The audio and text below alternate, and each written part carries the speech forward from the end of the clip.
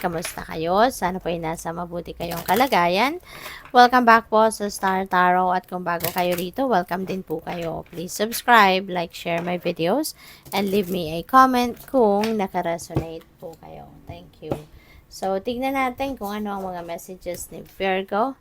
First card, we have the world energy. So, napakaganda nito kasi the world is about success. You know, panahon nito ng tagumpay. So, maaaring meron kayong mga ginagawa sa buhay, meron mga task, meron kayong mga projects, mga ganon, mga trabaho, yung ganon, na ginagawa ninyo for quite a bit now, no? For quite some time na. And finally, maaaring yan ay maa-achieve mo na. Yan ay maa-accomplish mo na. You will be able to hit the mark, kumbaga, sa ngayon, no? Mahihit mo na yung goal mo, kumbaga. Kaya, this is a time of fulfillment, no? This is a time of success, of fulfillment, of happiness. At, of course, you deserve to celebrate. Diba? You deserve to celebrate your achievements sa ngayon. Kaya, kung ano man yan, celebrate mo. Before you embark on a new beginning, i-celebrate mo muna, i-savor mo muna yung inyong tagumpay. Para na mas ma-inspire ka pa sa mga susunod mo pang gagawin. Diba? At saka, see the world, diba? This is ending and beginning. Kaya, meron ka na matatapos mo na yung ginagawa mo, you are heading towards a new beginning. So, merong mga bagong opportunity na papasok dito, na siya namang sisimulan mo. Okay? Siya namang i-embrace mo uli. And this also signifies travel. No? For some of you, baka kayo ay magbabiyahe. And since this is the world energy, pwedeng international travel ito. So, for whatever reason, maaari ng iba sa inyo is going to travel across the globe. So, good luck sa'yo. So, Hermit, this is your energy.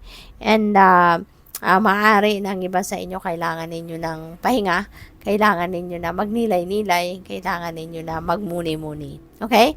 So, maybe, pwedeng meron kayong mga sitwasyon na naguguluhan kayo, or meron kayong mga sitwasyon na hindi mo figure out, no? Maybe kasi, pwedeng confused din kayo, or pwedeng, exhausted kayo, kaya hindi kayo makapag-concentrate, diba? Pwedeng ganun. Kaya, you're being invited here to put yourself in solitude. You're being invited here to put yourself in stillness para reflect kayo, para makapag-introspection kayo, makapag-contemplate, makapag-nilay-nilay, and when you are also in solitude, that is the time also that you're allowing your soul to speak. Diba? At saka dyan mo rin, during that time, no, dyan mo rin maririnig, no, yung boses ng iyong intuition. Kaya, importante na gawin mo din yan sa sarili mo. And you know what? It's very refreshing as well, no? After ka na mag-solitude, after ka na makapag-isip-isip, magnilay-nilay, parang, parang merong rebirth na nangyari dyan, no? Kasi ibang-ibang mararamdaman mo. Parang refresh ka din. Kaya maaaring yun din ang kailangan mo sa ngayon, okay? So, we have Chariot. Ayan. So, this is moving on energy. And this is also about success. So, pwedeng meron ka talaga dito. Yung success nito is different from the success dito. Itong success na to, this could be a difficult situation na maaaring pinagdaanan ng iba sa inyo, Virgo, and mapagtatagumpayan mo yan. No? Kung ano man yung hirap, no, na naranasan mo dito, ano man difficult situation na naranasan mo, mapagtatagumpayan mo yan. Kaya, you will be more confident about yourself, you're going to be more assertive, you're going to be more determined na sa mga susunod mong gagawin.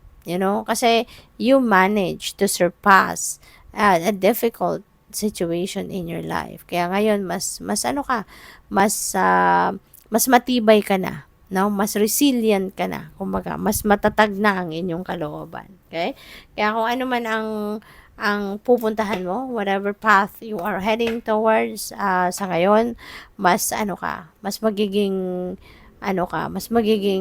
matibay ka na. No? Yung ganon. So, tignan natin kung ano pa ang ganap for Virgo. So, we have come together. Ayan. So, pwedeng may reunion dito. or po pwedeng meron ditong siguro mga bagong friendship na mabubuo, mga bagong partnerships, or po pwedeng this is collaboration, no? Po pwedeng merong magtutulungan dito ng kung sino man. Sabi dito, fairies like to be busy and a group of them is showing you that many hands make light work. Working as a team helps get the job done. Ayan. So, collaboration ito. Pagtutulungan sa isang proyekto or sa kung anumang ginagawa. Pwedeng sa pamilya, meron kayong pagtutulungan, pwedeng sa trabaho, meron kayong pagtutulungang project, pwedeng gano'n. So, yun, this is a reminder para sa iyo na when you are working in a team, mas mabilis ma-accomplish, mas mabilis din yung matapos ang ginagawa ninyo kapag kayo nagtutulungan, no? So, we have motivation. When spring approaches, the flower fairies urge you to spring into action. If there's something you've been merely thinking about doing, they say get busy and do it. Yeah, wag na kayong magpatumpik-tumpik pa. Okay? So, mas maganda kung meron kayo naisip gawin, go for it. Okay, gawin mo agad. Huwag ka nang mamaya-maya na. Tagalin na natin sa sarili natin yung manya na habit. At kapag may naisip tayo at alam na natin ang gagawin, di ba? We are ready, then go for it. Di ba? Gawin na agad para hindi na kayo nagsasayang ng oras. Hindi na kayo magsasayang ng panahon. Di ba? So, we also have wish wisely. Use your wishes wisely to manifest your heart's desire and take practical steps towards making your dreams come true. Ayan. So, beautiful reminder. No? Beautiful reminder na gamitin mo yung wishes mo ng maayos. No? Wish wisely. Mag-wish ka kung ano ba talaga yung pinakagusto mong mangyari sa buhay mo, ano ba talaga yung gusto mo, ano ba talaga yung ine-envision mo for yourself, 'di ba? Yun ang i-wish mo, 'di ba? Kung anong mahalaga sa iyo, anong importante sa iyo, yun ang i-wish mo. Kasi maaari na ang universe is ready na for you to help, 'di ba? Maaring handa na siya para tulungan ka, padalhan ka ng kakailanganin mo para maisakatuparan mo kung ano man ang mga wishes mo. Ang importante lang dito, hindi lang tayo nagtatapos doon sa pag-wish natin. But when we are wishing for something, kailangan din natin na mag-take action towards that. 'Di ba? Kasi yung mga wish natin hindi naman yan bumabagsak na lang sa buhay natin, 'di ba? Hindi naman yan pinapadala na lang sa atin ng universe. We need to work on it. We need to show some effort, 'di ba?